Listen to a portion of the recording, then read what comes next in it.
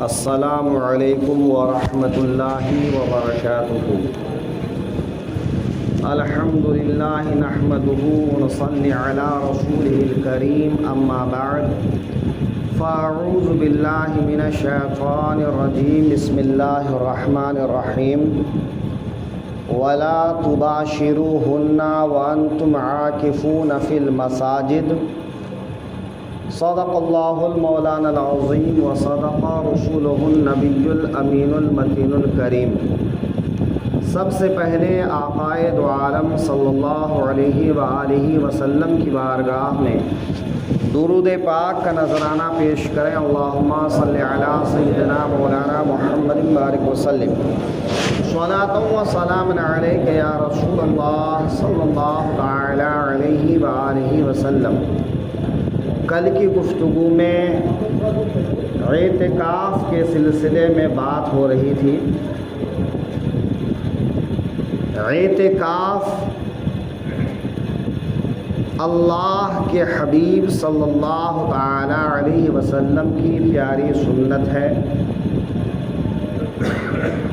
اعتکاف کی فضیلت میں میرے آقا صلی اللہ علیہ وسلم ارشاد فرماتے ہیں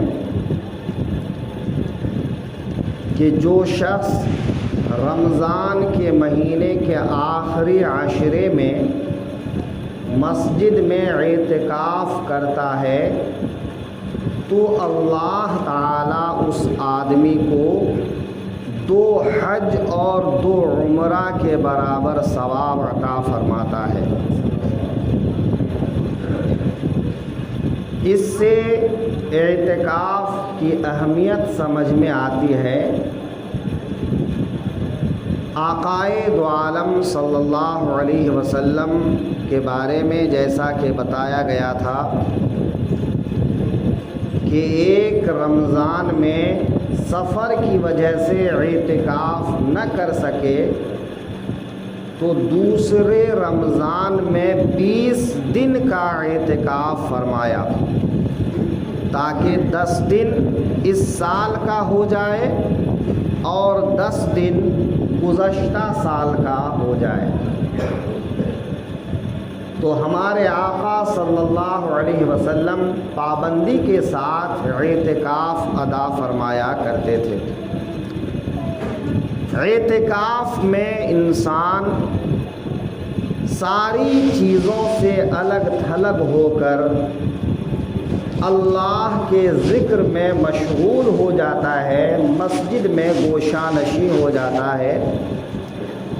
اللہ رب العزت کا ارشاد ہے وَلَا تُبَاشِرُوهُنَّ وَأَنْتُمْ عَاكِفُونَ فِي الْمَسَاجِدِ، کہ تم ان کے ساتھ میں مباشرت نہ کرو اس حال میں کہ تم مسجد میں اعتکاف میں بیٹھے ہو۔ تو اعتکاف جو سنت مؤکدہ علی الکفایہ ہے، اور وہ اعتکاف جو نذر ماننے کی وجہ سے، منت ماننے کی وجہ سے واجب ہو جاتا ہے، ان دونوں کی ادائیگی کے لیے روزہ شرط ہے۔ سنت مؤکدہ علی الکفایہ جو ماہ رمضان کے آخری عشرے میں ادا کرتے ہیں تو رمضان کا روزہ اس کے لیے کافی ہے۔ کہ جیسے فرض رمضان کا روزہ ہم رکھتے ہیں تو وہی روزہ اعتکاف کے لیے بھی کافی ہے۔ لیکن اگر رمضان کے علاوہ اور کسی مہینے میں اعتکاف کرنے کی نذر مانا ہے، منت مانا ہے، تو جتنے دنوں کے اعتکاف کرنے کی منت مانا ہے اتنے دنوں روزہ رکھنا واجب ہے۔ اور اعتکاف دن اور رات دونوں کا ہوتا ہے۔ نفلی اعتکاف کے بارے میں بتایا تھا کہ اس کا کوئی وقت مقرر نہیں، لیکن واجب اعتکاف اور سنت مؤکدہ علی الکفایہ اعتکاف کے لیے دن رات کا اعتکاف ہونا ضروری ہے۔ تو دن میں روزہ ہو اور رات میں آدمی عبادت میں مشغول ہو، حسب استطاعت، کہ جتنی دیر عبادت کر سکے اتنی دیر عبادت کرے اور باقی آرام کرے۔ اعتکاف کی حالت میں آدمی مسجد سے باہر صرف اصلی حاجت کے لیے، ضروری حاجت کے لیے جا سکتا ہے۔ حاجت اصلیہ کیا ہے؟ پیشاب، پاخانہ، نہانے کی حاجت پیش آ جائے تو نہانا، ان کاموں کے لیے مسجد کے باہر جا سکتے ہیں۔ اگر مسجد کے قریب میں بیت الخلاء وغیرہ ہے، نہانے دھونے کا انتظام ہے تو وہاں چلا جائے، نہیں تو معتکف اپنے گھر میں بھی جا سکتا ہے۔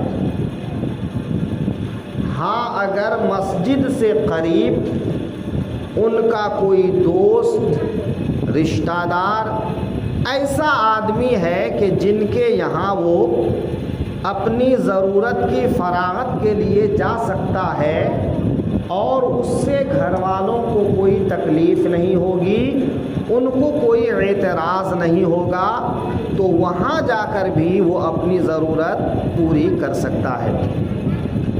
اور اگر کوئی ایسا نہیں ہو یا پھر دوست احباب رشتہ دار کا گھر اتنی ہی دور ہے جتنا اپنا گھر دور ہے، تو اپنے گھر میں جانا بہتر ہے۔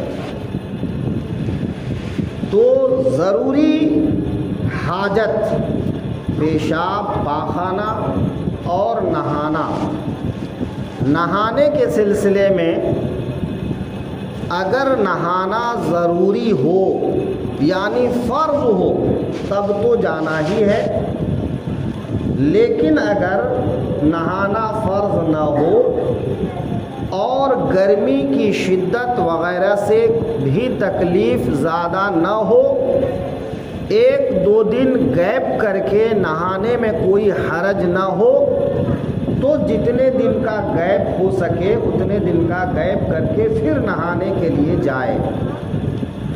روزانہ نہانے کی اجازت تو ہے، لیکن بہتر یہ ہے کہ جتنا کم مسجد سے نکلے اتنا زیادہ اچھا ہے۔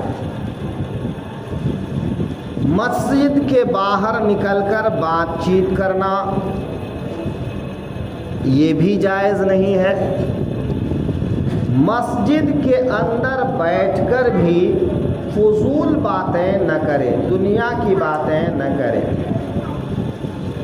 اگر کوئی ضروری بات ہے، چاہے وہ بات اہل و عیال کے تعلق سے ہو، چاہے وہ اور کسی تعلق سے ہو، تو ضروری باتیں جن کے بغیر گزارا نہیں ہے وہ باتیں کر سکتے ہیں۔ ایسا نہیں کہ مسجد میں اعتکاف میں بیٹھے ہیں تو بالکل منہ میں تالا لگا لینا ہے۔ دینی باتیں معتکفین آپس میں کرتے ہیں یا نمازیوں کے ساتھ میں کرتے ہیں تو بھی جائز ہے۔ دینی باتوں کے علاوہ، ذکر و اذکار کے علاوہ کم سے کم باتیں کرے۔ ہاں جو ضروری بات ہے، مثلاً گھر میں کوئی پیغام دینا ہے یا گھر سے کوئی چیز منگانا ہے، تو ایسی ضرورتوں کے لیے بات کر سکتے ہیں، اس کی اجازت ہے۔ بہتر یہ ہے کہ مسجد میں جہاں اعتکاف کا انتظام ہو، معتکفین کے لیے انتظام کر دیا جائے۔ چاہے وہ پردے وغیرہ سے گھیر کر، تاکہ عام نمازیوں کو ان کی وجہ سے تکلیف نہ ہو اور ان کو نمازیوں کی وجہ سے تکلیف نہ ہو۔ اس کے علاوہ اگر ضروری حاجت کے لیے مسجد سے باہر نکلتے ہیں تو باہر نکلتے اور مسجد میں واپس آتے اس بیچ میں دنیا کی باتیں نہ کرے، کسی کے ساتھ ملنا جلنا گپ شپ لگا لینا یہ جائز نہیں ہے، اس سے اعتکاف فاسد ہو جائے گا۔ جس مسجد میں جمعہ کی نماز ہوتی ہے تو وہاں سے جمعہ کے لیے باہر جانے کی ضرورت نہیں ہے۔ اگر کوئی ایسی مسجد میں اعتکاف میں بیٹھے ہیں جہاں جمعہ کی نماز نہیں ہوتی ہے تو وہ جمعہ کی نماز کے لیے مسجد کے باہر جا سکتے ہیں۔ اگر اعتکاف کے بیچ میں کسی رشتہ دار کا انتقال وغیرہ ہو جاتا ہے تو اعتکاف سے اٹھ کر جنازہ پڑھنے کے لیے جانا یا کفن دفن کے لیے جانا جائز نہیں ہے، اس سے بھی اعتکاف ٹوٹ جاتا ہے۔